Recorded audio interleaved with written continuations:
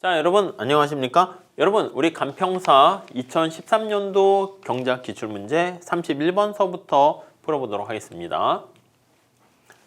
자, 31번 한번 볼게요. 실질 이자율이 4%고요.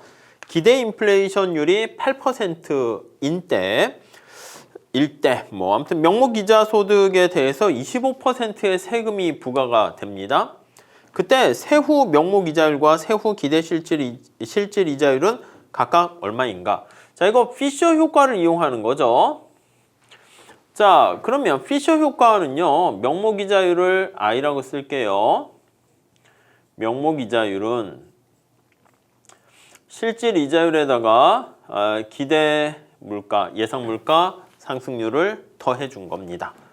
자, 그러면 요거를 한번 볼게요. 자, 그러면 우선 실질 이자율과 명목 이자율과의 관계를 알 수 있고요. 자, 실질 이자율이 4%야. 기대 인플레이션율이 8%고요. 이렇게 됐죠. 자, 그러면 여기 명목 이자율은 2개 더하는 거니까 12% 이렇게 됩니다. 이해되시죠? 자, 그런데 이때 명목 이자 소득에 대해서 25% 세금을 때리게 되면 여기다 25% 세금을 때린단 말이야. 그러면 4분의 1만큼 가져가는 거니까 4분의 3을 곱하면 되겠죠. 그러니까 세후 명목 이자율은 어떻게 됩니까? 하면 세금을 낸 다음에 명목 이자율은 여기다가 12에다가 4분의 3을 곱하면 돼. 그러면 9% 이렇게 됩니다. 네, 이해되시죠?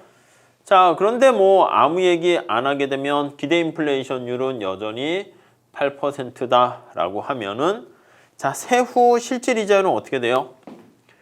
세후 실질 이자율은 명목 이자율에서 이거 빼는 거니까 1% 이렇게 되는 것을 알 수가 있습니다. 이해 가시죠?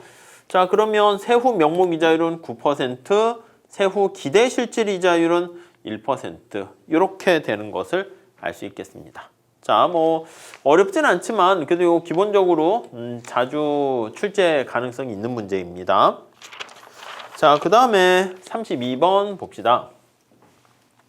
다음 모형의 기초에서 분석할 때 물가 수준과 국민소득 평면에서 총수요 곡선이 우하향하는 이유를 바르게 말한 것은 이렇게 적절하게 설명한 것은 이렇게 돼 있습니다. 자, 총수요 곡선이 우하향하는 것은 거기 해설에 나와 있는 것처럼 뭐 여러 가지가 있어요. 이자율 경로도 있고 뭐 실질 잔고 효과, 실질 부의 효과도 있고 순수출과 관련된 경상수지 효과도 있고 그렇게 됩니다. 자, 얘는요 그래프를 그릴 때 어떻게 그리게 되냐면 국민소득과 물가와의 관계로 볼 수가 있어.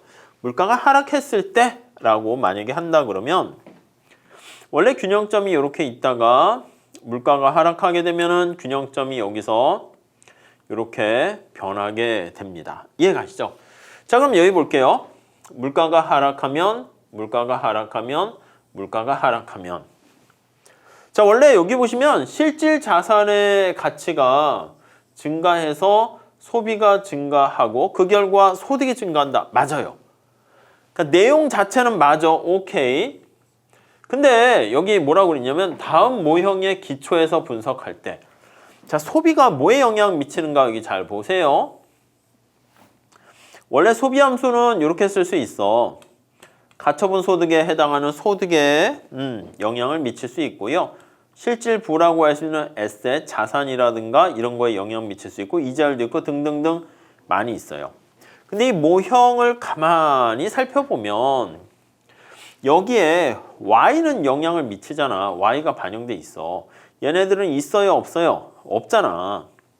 그러니까 이 내용이 틀린 건 아닌데 이 모형을 가지고 설명할 때는 여기 나와 있는 것처럼 실질 자산의 가치와 얘가 영향을 미치진 않습니다. 이해 가세요? 그러니까 내용 자체는 맞지만 이 모형에 입각했을 때는 실질 자산의 영향을 미치지 않아서 이 실질 자산의 가치가 증가해서 소비가 증가하는 것은 아니다 이렇게 보시면 되겠습니다. 노케이야 노케이. 자 2번 볼게요. 물가 수준이 하락하면 실질 화폐 공급의 증가로 이자율이 떨어지면서 투자가 증가한다. 자 여기 보시면 화폐 공급이 이렇게 나와 있잖아. 물가가 하락하게 되면 실질 화폐 공급 자체가 이것도 화폐 공급인데 실질 화폐 공급도 이렇게 쓰는 거지. 화폐 수요도 마찬가지고 근데 화폐 수요 자체는 이걸로 H당초 돼 있으니까 이걸 그냥 보시면 돼. 이걸 그냥 넣으면 돼. 그러니까 우리가 이제 얘기할 때 물가가 하락하게 되면 실질 화폐 공급이 증가해서 LM이 우측 이동하는 걸로 얘기하죠. 자 그렇게 되면 이자율이 하락하면서 투자가 증가하고 그래서 Y의 증가로 연결이 됩니다. P가 하락했을 때. 이해가십니까? 예. 그래서 2번이 맞아. 2번은. 3번 볼게요. 자 물가가 하락하게 되면은 3번 내용을 볼까요? 물가가 하락하면 해외로부터 자본 유출이 증가하여. 자 여기 보시면 CIG 원래 순수출해서 환율이 변해가지고 하는 게 해야 되는데 여기는 어떻게 돼? 폐쇄 경제만 얘기하고 있잖아. 이해하십니까?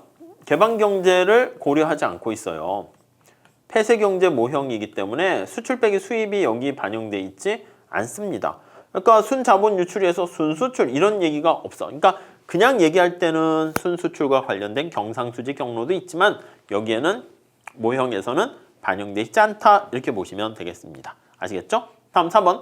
물가 수준의 변화와 무관하게 구축 효과 물가랑 변화와 무관하게 하면 안 돼. 왜냐면 물가 변화와 무관하게 하면 안 되고 지금 목적이 뭐다? AD 곡선을 도출하는 거잖아요. AD 곡선을 도출한다라고 하니까 도출 시 자 이거는 P가 하락할 때 이렇게 해야 된다고. P가 하락할 때 이해되세요? 그때 Y가 어떻게 변해? Y에 미치는 영향 요거를 보고 결정을 한다고요. 그러니까 여기 시작 자체에서 P가 하락할 때 요게 전제로 들어가 있어야 됩니다. 아시겠죠? 그러니까 물가가 무관할 때 그렇게 하면 안 되죠. 그래서 답은 2번 이렇게 보시면 돼요. 어떻게 보면 허를 찌르는 거야. 나는 이거 식이 복잡하니까 식을 안 보고 그냥 할래? 이러시면 안 됩니다. 아셨죠? 오케이? 네, 그 정도 보시고 다음 문제 봅시다. 자, 다음 문제는 A국의 실업자 수가 200만 명, 취업자 수가 3,800만 명. U라고 할까요? 취업자 수를 2라 할까요? 경제활동 참가율이 이렇게 80%야. 요거는 어떻게 되냐면 2 플러스 U분의 경제활동 참가율이잖아. 그러니까 비경활 인구도 들어가야죠. 그래서 경제활동 참가자 수 이렇게 되는 겁니다. 자, 그랬을 때 고용률을 구하세요. 이랬습니다. 고용률은 어떻게 구하냐면 2 플러스 U 플러스 비경활 인구에다가 고용자 수 이렇게 구하는 거예요. 자, 그러면 우선 첫 번째 요거를 보셔야죠. 주어진 값들을 대입해야 돼. 근데 이제 그거 하기 전에 요걸 한번 생각하시면 더 편하겠습니다. 대한민국 전체 인구 중에서 15세 미만은 뺍니다. 15세 이상 중에서 일할 의사가 없는 사람도 빼고요. 이렇게 나눠서 보셔야죠. 여기는 15세 미만은 빠지고요. 여기가 이제 비경활 인구야. 여기가 취업자 수, 실업자 수 이렇게 보시면 되겠죠. 자, 주어진 값들을 대입해 볼게요. 실업자 수가 200만 명, 200이라고 쓸게요. 취업자 수가 3,800만 명, 3,800.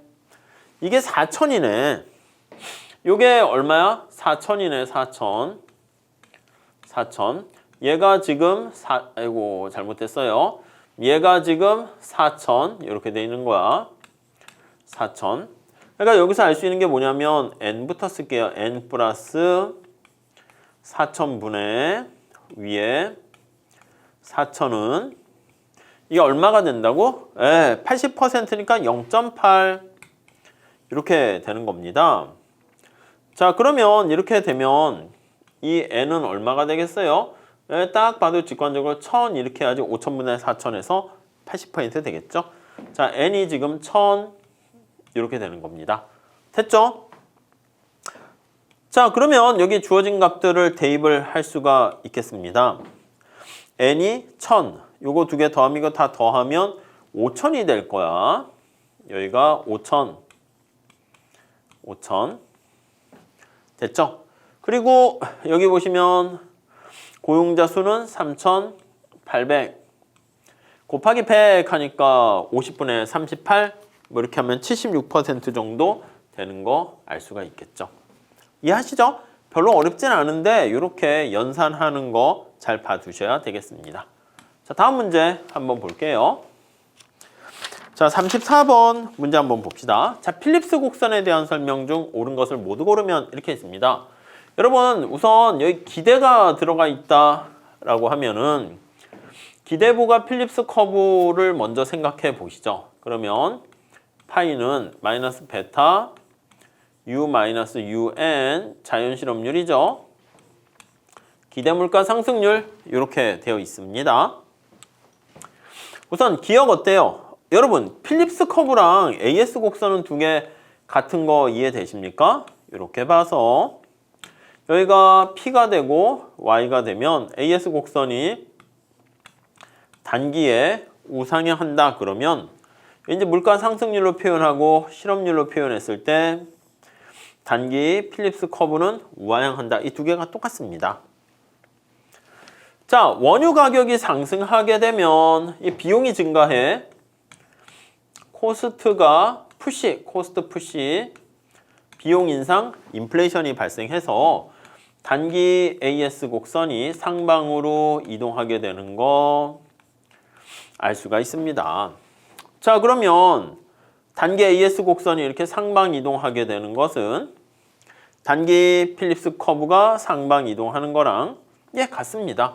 그래서 단기 필립스 곡선이 아래로 가는 게 아니라 위로 상방으로 이동한다. 이렇게 보셔야 되겠습니다. 네, 다음에 니은 기대 인플레이션율의 상승은 단기 필립스 커브를 여러분 요 기대 인플레이션이 상승하게 되면 똑같습니다. 필립스 곡선을 상방 이동하는 거지. 아래가 아닙니다. 상방 이동을 시킨다. 이렇게 해야 됩니다. 기억, 니은 다 날라갑니다. 기억, 니은 다 날라가면 그러면 이제 사실은 이렇게 쉽게 풀 수 있죠. 자, 디귿은 뭐야? 합리적 기대 하에서 예상치 못한 여기 영향이 있지. 예상치 못한 통화 정책을 사용하면 자, 인플레이션율과 실업률의 조합은 그쵸? 이거는 어떻게 돼요? 합리적 기대하에서 예상치 못한 정책을 쓰게 되면은 이게 총수요 곡선이 AD가 우측으로 이동하는 거랑 뭐 같은 그런 거잖아요. 근데 AD가 우측 이동하는데 이게 AS는 이동하지 않고 곡선상에서 왔다리 갔다리 하는 겁니다. 자, 이 얘기는 뭐야? 필립스 커브 곡선상에서 이동하는 거랑 같죠. 뭐 이거는 기본적인 거니까 넘어갈게요. 다음에 리을 적응적 기대 하에서 통화 정책은 여러분 통화 정책을 실시한다 이렇게 했잖아. 통화 정책을 실시한다 이거는 역시 마찬가지로 이렇게 AD 곡선을 이동시키는 거야. 그러면 단기 필립스 곡선상에서 이동한다 이렇게 되는 거죠. 그래서 디귿과 리을은 맞다 이렇게 보시면 되겠습니다. 자, 이해 가시죠? 자, 이렇게 하시고 다음 35번 풀어볼게요. 자, 35번은 모든 시장이 완전 경쟁적인 B국의 총생산량이 이렇게 있습니다. 다음 설명 중 옳지 않은 것은 이렇게 있어요. Y는 블라블라블라 해가지고 이렇게 돼 있어요. 여러분 여기에 1-세타랑 세타의 의미 잘 아세요? 1-세타는 노동 위에 붙어 있잖아. 그리고 이거 알파 플러스 베타가 1이니까 요거 노동의 분배율이 됩니다. 전체 100% 중에서 노동의 분배율이고 계속 얘기하는데 또 탄력성도 됩니다. 노동의 탄력성을 얘기합니다. 이렇게요. 이해되시죠? 자, 1번 노동소득 분배율은 1-세타다. 맞아요. 자본소득 분배율은 세타다. 맞습니다. 자, 총 생산함수는 규모에 대한 수익 불변이다. 여러분 알파 플러스 베타가 어떻게 됩니까? 보셔야 되는데 알파가 뭐야? 이거 1 세타지. 그리고 베타는 뭐야? 세타지. 그러니까 1 이렇게 됩니다. 그러니까 이게 1차 동차가 된다고. 여러분 1차 동차 생산함수는 규모에 대한 보수 불변을 나타내는 CRS 된다라는 거 아시죠? Constant Return to Scale 이렇게 됩니다. 오케이? 이해되시죠? 네. 맞고요. 자, 4번에 보시면 총 요소 생산성이 지금 여기 A야. 여기서 A가 증가하게 되면 자, 노동과 자본에 대한 한계 생산이 A의 증가는 다 영향을 미칩니다. 그러면 이거의 상대적 비율은 안 변해.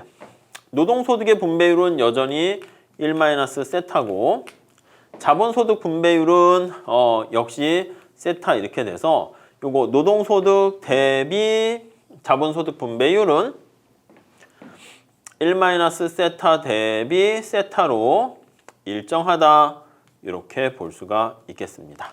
이해 가시겠죠? 그렇게 봐주시죠. 자, 그래서 이거 틀려서 증가하는 게 아닙니다. 일정합니다. 4번이 틀렸고 생산 요소가 증가하지 않을 때 총 생산량의 증가율은 총 요소 생산성의 증가율에 의해서 결정된다. 맞습니다. 여러분 이거 증가율로 나타내는 거 성장 회계 생각하시면 되겠습니다. 자, 증가율로 나타내. 이거 어떻게 나타내요? 증가율로 표현하면 Y의 증가율은 이렇게요. A의 증가율 더하기 요거 1 알파가 내려갑니다. 1 세타가 내려가고 노동의 증가율 더하기 K의 증가율 이렇게 해서 나타낼 수가 있습니다. 이해 가시죠? 자, 그런데 여기서 뭐라고 그랬습니까? 생산 요소가 전부 다 증가하지 않았대. 이 얘기는 뭐야? 노동이 이전과 똑같은 수준을 유지하니까 노동의 증가율은 빵이고 이해되십니까? 자본의 증가율도 빵이고 이렇게요.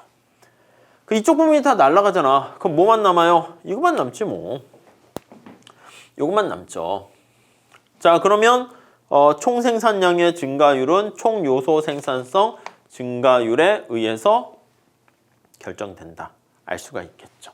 자, 이렇게 해가지고요. 우리가 그로스 관련된 성장 회계 그 식을 이용한 문제라고 생각하시고 보시면 되겠습니다. 자, 이렇게 정리하시고 다음 시간에 우리 36번서부터 또 같이 풀어보도록 하겠습니다. 감사합니다.